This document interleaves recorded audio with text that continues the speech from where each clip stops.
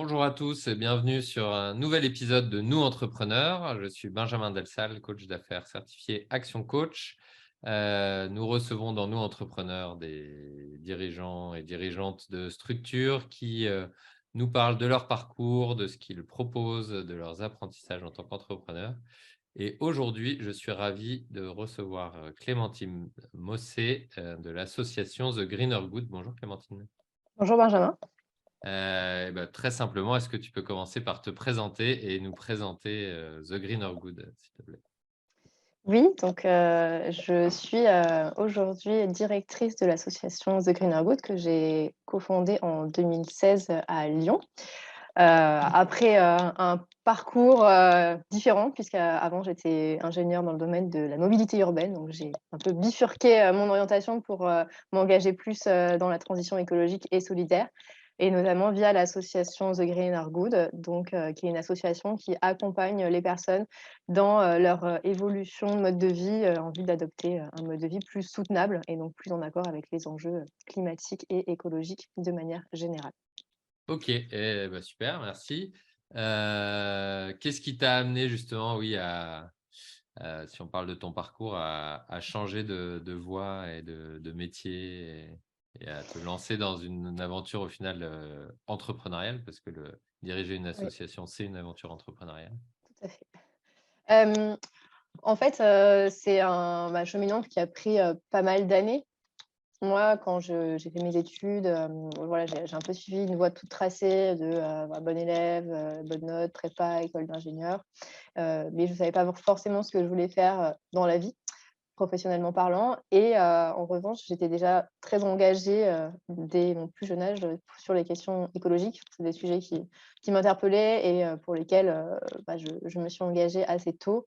Quand j'étais étudiante, j'étais dans l'association écolo de mon campus, et j'essayais de mettre en place pas mal de choses dans ma vie personnelle pour essayer de vivre, plus en accord avec mes valeurs et de répondre, dans la mesure du possible, à mon niveau, à ces défis écologiques qu'on connaît actuellement. Et en fait, ça m'a jamais quittée et j'ai travaillé en tant que salariée pendant 7 ans, donc dans des bureaux d'études et en fait, j'avais toujours ces questionnements en tête de me dire: «OK, comment je peux aller plus loin aussi dans mon engagement?» Pour essayer de faire bouger un petit peu plus la société. Et donc voilà, j'ai réfléchi à la question, j'ai entrepris aussi des démarches, on peut qualifier de développement personnel aussi pour un peu mieux me connaître, savoir ce que je voulais faire. Et du coup, je me suis dit que j'avais envie de lancer un projet justement pour fédérer les personnes autour de ces questions-là, les personnes qui s'interrogent sur les questions de la transition écologique à son échelle. Donc, c'est de là que c'est parti. Et j'ai lancé le projet en fait en parallèle de mon travail salarié à cette époque-là, donc en 2016. Ok, génial. Je vais te demander juste si tu peux dégager ton micro qui frotte un petit peu, je pense, voilà, pour le confort de ou tes boucles d'oreilles. Ok, je vais le Super, mettre comme ça. voilà. Merci. Est-ce que tu peux nous dire ce que propose The Greener Good, à qui vous vous adressez peut-être, et puis ce que vous proposez? Oui, donc nous, on s'adresse, avant tout aux citoyens, que ce soit, à titre, personnel ou bien aux citoyens au sein des entreprises. Ok. Alors, on mène 3 types d'actions différentes. Le premier, c'est qu'on a tout au long de l'année une programmation événementielle. Donc on va créer, des événements pour, rassembler plein de personnes, amener, du contenu, des conférences, des ateliers, des exposants. Notamment notre événement phare, c'est le Greener Festival qui a lieu chaque automne, au château de Montchat à Lyon. Donc c'est un événement qui réunit à peu près, 3 000 personnes, à chaque édition, avec un riche programme. Et puis tout au long de l'année, on propose, des conférences, des soirées, et pas mal de choses pour aller à la rencontre, des personnes. Ensuite, on a également publié des ouvrages. On a édité le Guide pour consommer responsable à Lyon et ses environs, dans lequel on a recensé, dans la deuxième édition, plus de 700 bonnes adresses, de la métropole de Lyon pour mieux consommer. Et on a également édité un cahier pratique. D'abord, on l'a auto-édité en 2021 et là, en 2023, il est sorti, dans la France entière, chez Terre Vivante. Et donc c'est un cahier vraiment pratique pour, être accompagné au quotidien dans toutes les actions, qu'on peut prendre en termes de consommation. Enfin, ce que j'ai pas vraiment dit aussi, c'est qu'on est vraiment aussi spécialisé dans la consommation responsable et donc comment amener les personnes à consommer moins et mieux.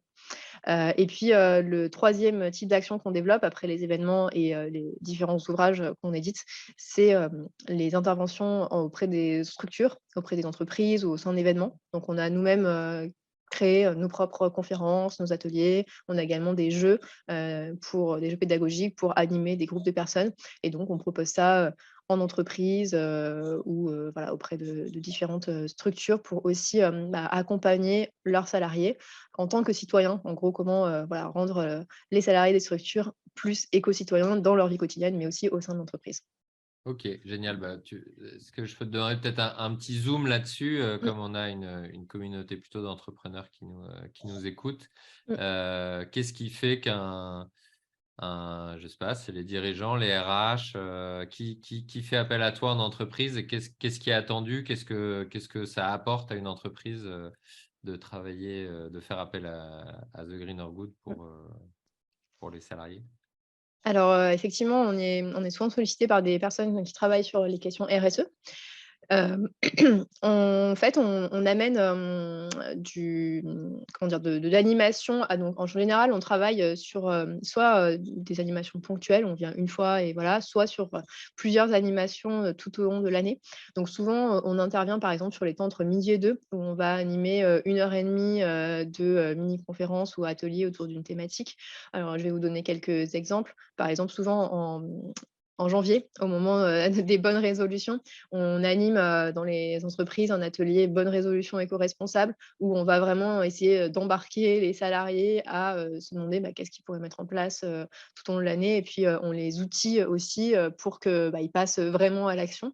Et après, c'est des engagements qu'on essaye aussi de faire afficher aux entreprises, pour dire: «Regardez, voilà toutes les idées auxquelles les personnes ont pensé et vers lesquelles elles veulent tendre cette année». Et après, on a aussi, comme autre type d'intervention, donc une conférence, qui marche, très bien, dernièrement, ça s'appelle, «Les 10 clés pour, consommer responsable» et qui s'applique aussi en entreprise parce que pour toutes les personnes qui sont amenées à faire des achats et ben, on essaye de leur montrer comment faire en sorte que les achats faits, en tant que consommateur à titre individuel ou, en tant qu'acheteur au sein d'une entreprise, soient aussi, plus éco-responsables. Et après, on a, des thématiques un petit peu plus spécifiques, on a des interventions autour de l'habillement éco-responsable, la mobilité durable, le numérique responsable. Voilà, on a des thématiques comme ça, ciblées qu'on peut aussi, amener.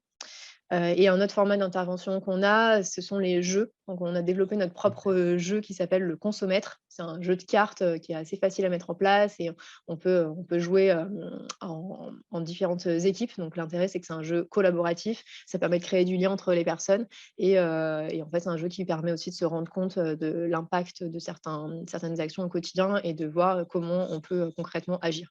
Voilà, nous, ce qui nous intéresse, vraiment, c'est d'apporter, du contenu, mais surtout de montrer, de manière, très pratique, comment derrière, on peut mettre, ça en place dans son quotidien.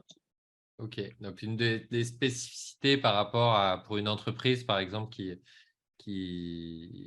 se pose des questions, qui veut aussi échanger avec ses salariés, parler de ces sujets-là, de l'écologie notamment en entreprise. Une des spécificités par rapport à une démarche RSE classique ou à des consultants plutôt métiers, c'est que vous allez aussi parler en fait aux citoyens.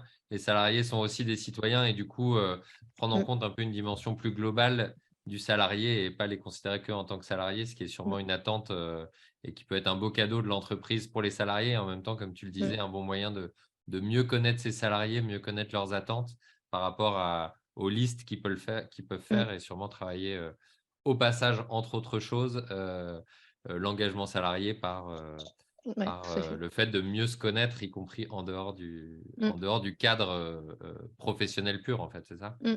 Ouais, tout à fait et puis on se rend compte aussi comme souvent c'est, des programmes qui sont proposés, sur la base du volontariat, que ça permet aussi de, créer du lien avec des personnes qui ignoraient qu'elles, avaient aussi, ces centres d'intérêt-là, cette, volonté de passer à l'action donc on s'est souvent rendu compte que, voilà, derrière ça crée aussi des connexions entre les personnes. Ok, donc ça aide à mieux connaître entre la direction, on va dire, et les salariés, mais aussi entre Entre eux. salariés qui se disent: «Ah, je ne savais pas que tu t'intéressais à ces sujets-là, c'est super, on a Ouais, des voilà, c'est ça. points communs et tout». Ok, Mmh. génial. Ah, c'est une dimension hyper intéressante. Top. Tu parlais du festival, donc j'imagine que, enfin, je le sais, on se connaît, tu as été impacté par le Covid, Ouais. etc. Mais est-ce que toi, tu as vu dans les entreprises, peut-être prendre cet angle-là pour changer aussi un petit peu, Mmh. euh, est-ce que toi, tu as vu dans les entreprises un impact, le fait que les entreprises, je ne sais pas, est-ce qu'il y a un impact chez les salariés dans les entreprises des différents événements de conjoncture, Covid, guerre en Ukraine, et cetera, qui nous arrivent. Est-ce que Mmh. toi, vous voyez dans les entreprises des changements, des besoins différents?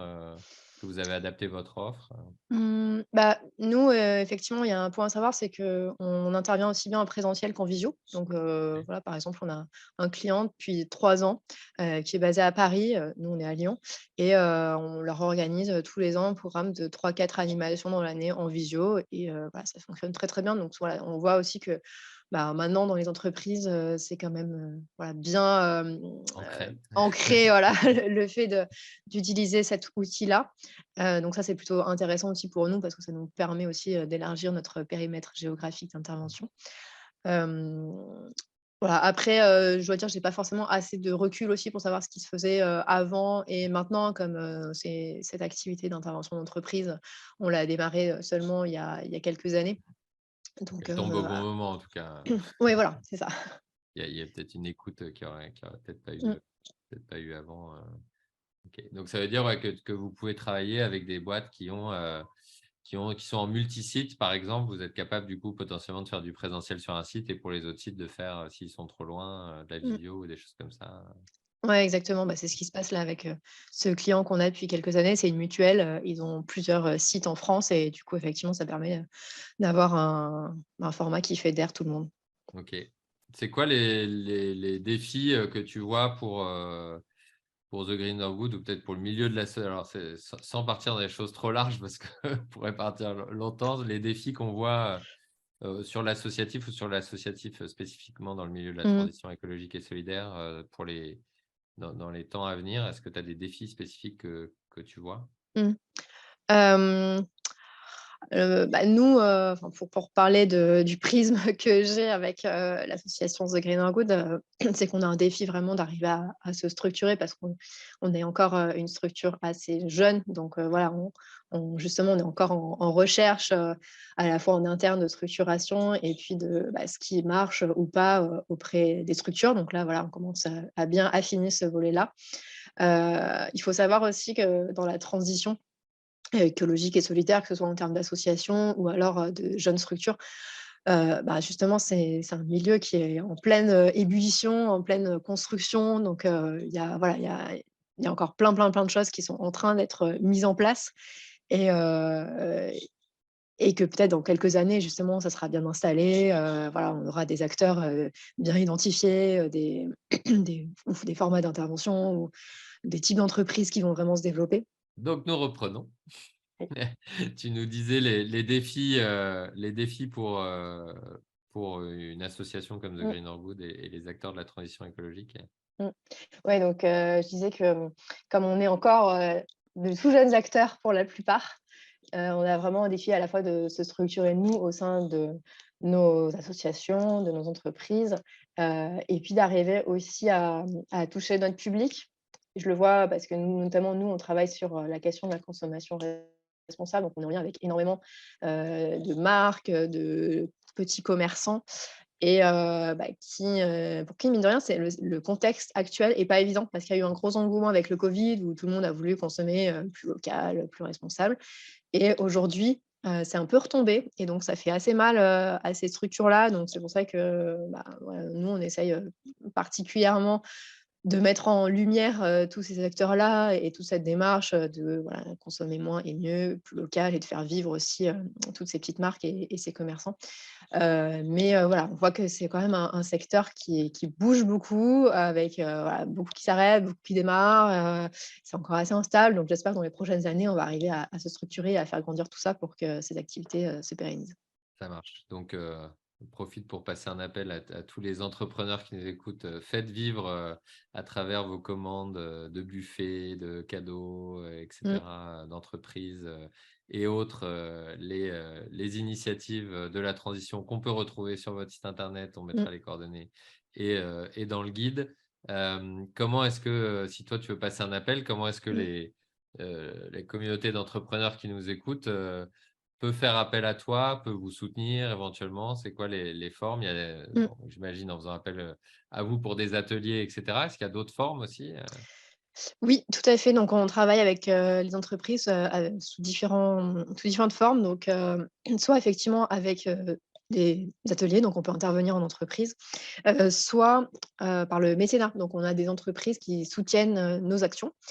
Qui sont mécènes. Et donc le principe, c'est assez simple, hein, c'est qu'une entreprise peut faire un don financier et nous, en tant qu'association d'intérêt général, on peut émettre un reçu fiscal qui permet à l'entreprise de déduire 60 du montant perçu. Donc ça, c'est plutôt intéressant et nous, en contrepartie, selon, les montants, donnés, ben, on peut accorder aussi, des contreparties, et ça peut être aussi un atelier, par exemple. Donc on peut travailler aussi de cette manière au lieu que ce soit, on va dire, de la prestation, et bien, si, l'entreprise, nous soutient à hauteur d'un certain montant et ben, en remerciement, on peut offrir, pour les salariés un atelier, une conférence. Super, donc plein de moyens de vous soutenir. Je crois que vous Mmh, êtes aussi membre du 1% tout à fait, pour la planète. ouais. Donc, c'est aussi un moyen encore autre. Et j'invite les entreprises à te contacter pour en savoir plus, pour voir comment est-ce qu'ils Mmh, peuvent, en plus de faire quelque chose de bien, le valoriser auprès de leurs clients, de leurs mmh. salariés, etc. Est-ce que tu aurais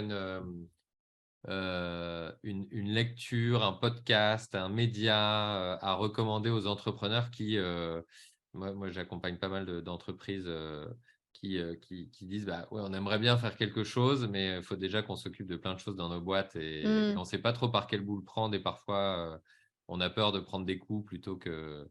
Même parce qu'au début, on va forcément être balbutiant, maladroit, etc. Est-ce que tu as peut-être des conseils pour démarrer pour une entreprise ou en tout cas une lecture qui peut ou un podcast ou un contact, une organisation à contacter, je ne sais pas. Ouais, pour initier, cette démarche-là? Peut-être auprès de leurs salariés d'ailleurs hein, Oh, ou auprès de l'entreprise en fonction de. mmh, OK. Alors il y a une structure qui existe qui s'appelle le réseau FEV et qui accompagne, on va dire, des collectifs de salariés au sein des entreprises à, voilà, créer, des groupes de travail pour faire, avancer ces questions-là au sein de la structure. Et après pour trouver aussi un peu d'inspiration, il y a des podcasts, qui existent. Alors je peux vous en citer quelques-uns.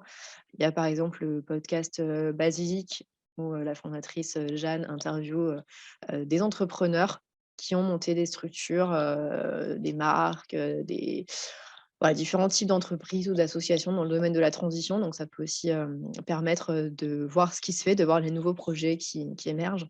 Et il y a un autre podcast où là, c'est plus pour se projeter, dans l'avenir qui est, 2030 glorieuse de Julien Vidal, où là, bah, son idée, c'est d'interviewer, des personnes qui ont, des métiers de la transition et qui imaginent, comment sera fait le futur et comment seront les années, 2030, si on arrive justement à avancer dans cette transition. Donc voilà aussi un petit peu pour nourrir, son imaginaire et pour avoir, voilà des idées, des métiers à développer dès maintenant, voilà, ça peut être une source d'inspiration.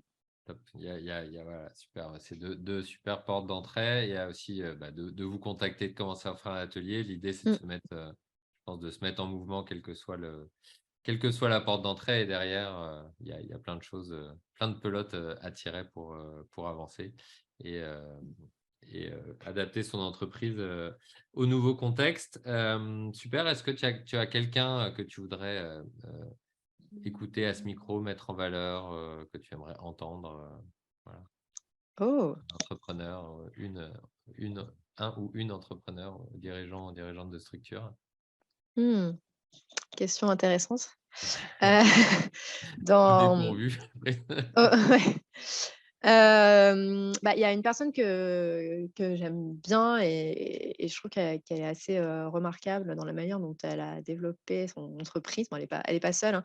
Elle s'appelle Marie Nguyen et elle a cofondé, We Dress Fair, qui est une plateforme de vente de vêtements et d'accessoires éco-responsables et et voilà, elle a une manière, je trouve, de faire grandir sa structure et tout en conservant des valeurs assez fortes qui est Ok. intéressante. Top. Génial. Merci, merci Clémentine. Merci d'avoir joué le jeu de l'interview.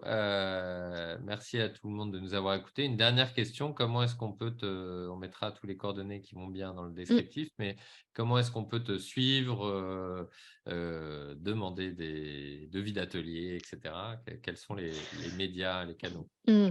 Alors, je suis présente sur pas mal de réseaux. Alors, bon, déjà, le classique mail, donc vous pouvez m'écrire sur, clémentine@thegreenergood.fr. Sinon, sur le site de l'association thegreenergood.fr, vous avez un formulaire de contact, que je reçois aussi, donc je pourrais vous répondre directement et sinon, vous pouvez aussi me suivre sur, LinkedIn, Clémentine Mossé. Voilà. Eh ben, super. Merci beaucoup Clémentine. Merci à tout le monde de nous avoir écoutés. Et puis Merci à très Benjamin. bientôt. Bonne Ciao. journée.